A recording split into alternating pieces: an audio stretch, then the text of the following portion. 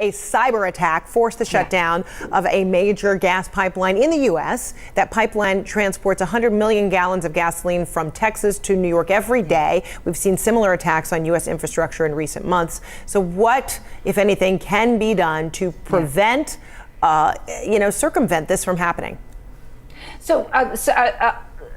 Basically to protect the networks. What we're seeing now is what's called the backdoor attack. So in other words, in old days, right, if you wanted to go after a country's critical infrastructure, you would actually go over the pipes, you would go after the pipes, or you would go after that infrastructure. Here you have a backdoor through the cyber network. And so I want to commend the company. They did the right thing. Once they figured out that they had been infiltrated, and we don't know what kind of attack it is, we don't know if it's ransomware, we don't know if some country or entity was sort of just lurking. Once they realized it, they shut the system down simply to purge the threat out. So in other words, the enemy did not get into the system. That's the good news. But we do see these vulnerabilities, and these attacks are increasing because they're easier. It's much easier to get into wires than it is to get to pipes. So that's the first thing, is to protect the wires as much as we protect the pipes. The second is, I think this is just exposing how vulnerable our critical infrastructure is, not simply for a cyber attack, but that 45% of the eastern seaboards